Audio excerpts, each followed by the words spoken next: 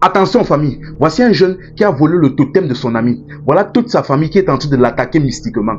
Histoire vraie, l'affaire se passe au Congo-Brazzaville. Déjà, voici le jeune en question, Dimitri. Ce qui se passe, c'est que Dimitri venait d'avoir son bac. Et donc, sa mère a donc décidé de l'envoyer en Europe, en France plus précisément, continuer ses études.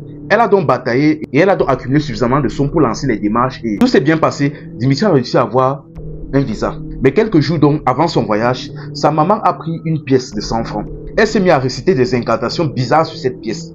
Et quand elle a terminé, elle a appelé son fils. Quand son fils est arrivé, elle a demandé à son fils de passer à travers ses jambes.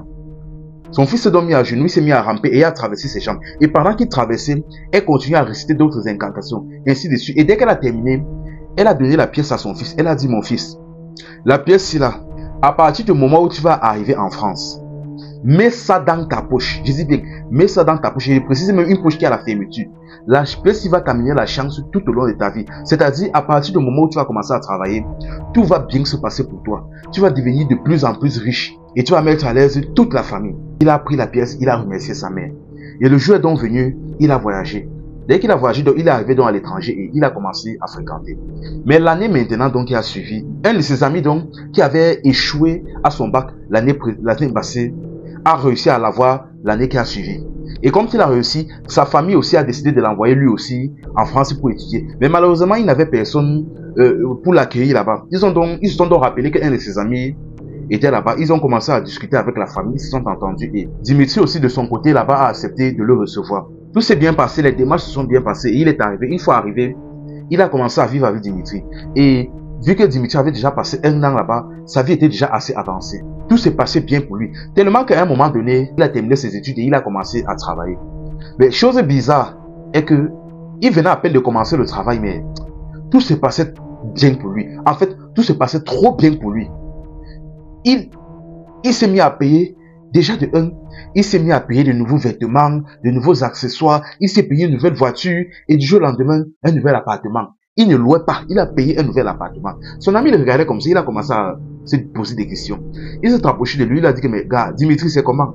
Il dit que, mais je ne sais pas. Tu fais que comment? On nous paye littéralement le même salaire, mais je ne sais pas. Tu te mets à payer tout ça, je ne comprends pas. Je ne sais pas. Est-ce que tu fais un deuxième travail ou je ne sais pas, tu es le sugar baby de quelqu'un? Le gars s'est mis à rire, il dit que laisse. C'est mystique, c'est spirituel. Tu ne peux pas comprendre. Vous faites beaucoup d'argent comme ça. C'est spirituel, c'est une affaire spirituelle, tu ne peux pas comprendre. Son ami a dit que, il a fait mine de laisser.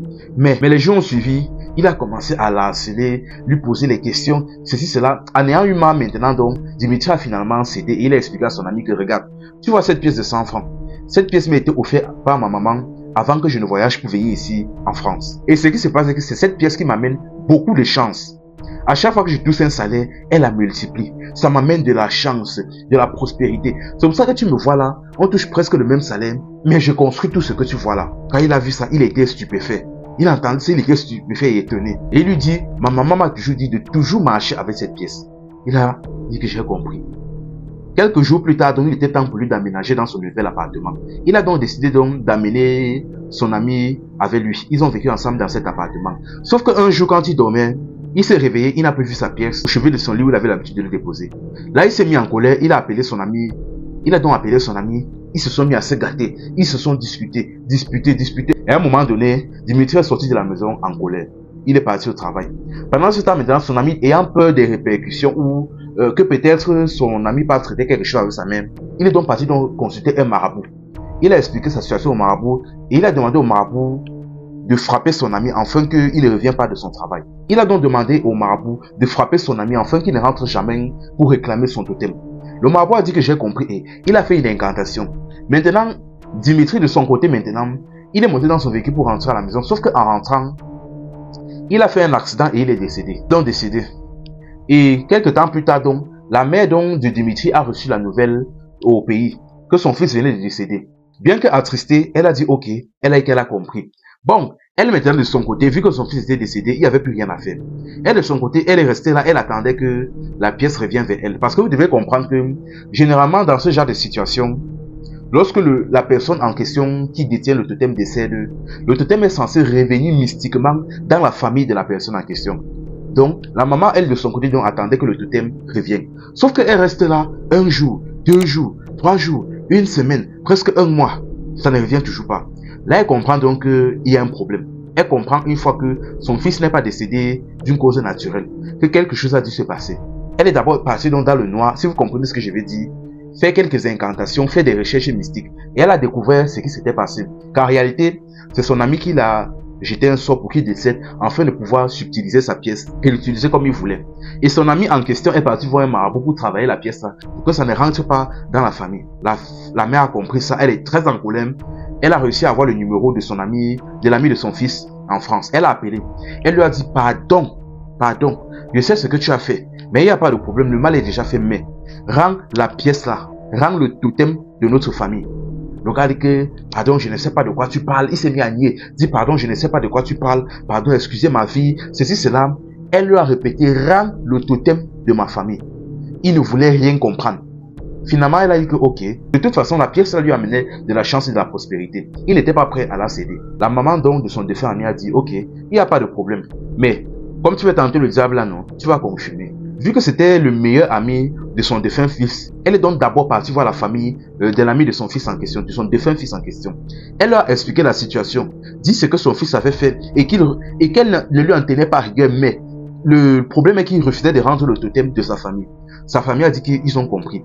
Ils ont donc rapidement appelé leur fils, leur a demandé que pardon, ce que tu es parti prendre dans leur famille là, pardon, rends-leur ça, s'il te plaît, rends-leur ça. Toute la famille essayait de le supplier, mais il a refusé de remettre. Finalement donc, sa famille a lavé ses mains sur le problème là, ils sont quittés sur ça. La maman donc avait anciennement le champ libre. Elle a rappelé donc le gars, elle a dit que comme tu as voulu tenter le lion, tu vas lire. Elle a donc fait un tour à Assini, ou c'est Assiti, ou c'est Assini, ou c'est Assiti, quelque chose comme ça. Elle est partie faire des incantations. Elle a jeté un sort sur l'ami de son défunt fils. Bon, comme de son côté, lui, il avait déjà commencé à faire beaucoup d'argent, sa vie donnait, ceci, cela, et il s'était même marié.